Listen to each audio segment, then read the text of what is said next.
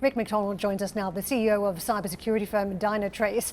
Rick, thank you very much for joining us. It's been a couple of weeks, and I think many in tech universe are still digesting the consequences of that event. Microsoft was estimating that about 8.5 million Windows devices were disabled by the event.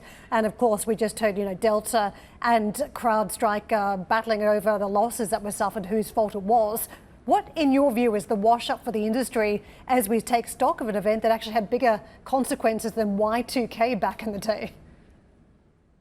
Well, I think the starting point is that it is more evident than ever that we all expect software to work perfectly. As end users, as corporate officers, we expect software to work perfectly. And that's exactly what Dynatrace is focused to do. The observability market is tuned and targeted at enabling precisely this. We enable the focus on incidents and resolution of those incidents as quickly as possible when they happen. And this is precisely what the CrowdStrike outage highlighted, I think, a few weeks back.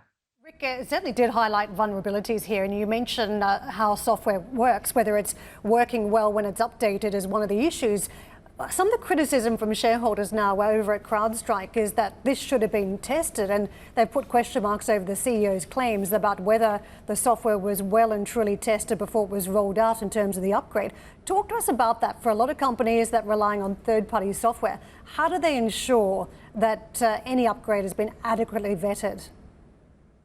Two things. Number one, you really do need to adequately vet, run through QA, and then run through a logical rollout process any software that goes into the market, because the interconnectedness of systems is greater than ever. If you add to that the cloud, and you see now hyperscalers generating, as of last quarter, an annualized run rate of $228 billion of annual revenue that's growing at 25%. The advent of digital transformation is making software more complicated, not less. And it's causing an explosion of data and a massive increase in complexity. And this complexity cannot be managed manually. So you really need automated systems to be able to evaluate software, reduce incidents, and correct those incidents when they actually do occur.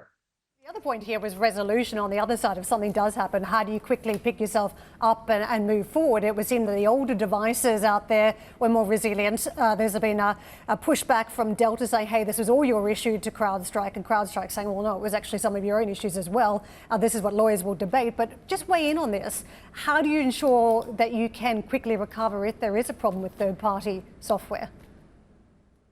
Well, it really is around preparation and making sure that you do have the sophisticated automated systems like observability solutions from Dynatrace, as we discussed, to be able to constantly monitor your solutions. In Dynatrace, we use what we refer to as a power of three AI approach, which uses causal, predictive, and generative AI, all bundled together to be constantly analyzing billions of data points, so that you can aggregate, evaluate, and then respond to those data points in near real time.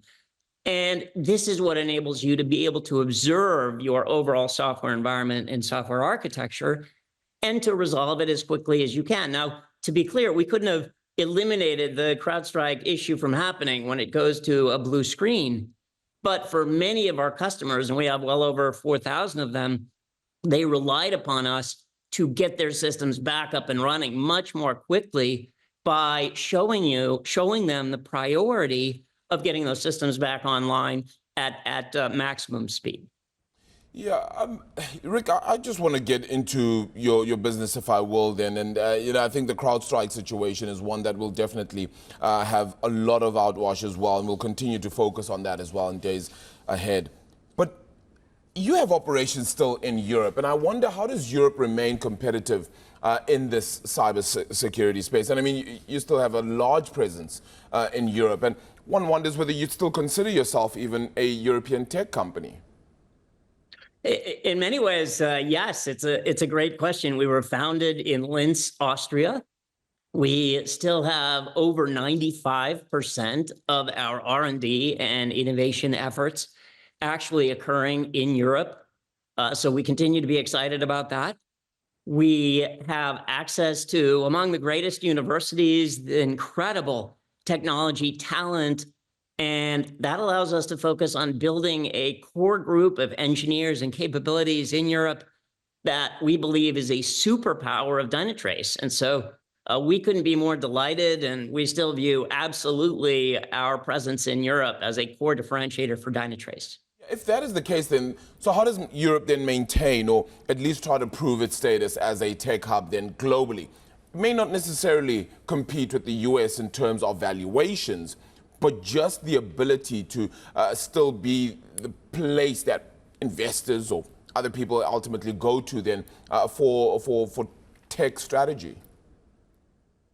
Well, I guess our perspective on it is, as I mentioned, we have access to what we believe to be incredible talent. We view Central Europe in many ways, at least with our presence there, to be, in some sense, the Silicon Valley of Europe.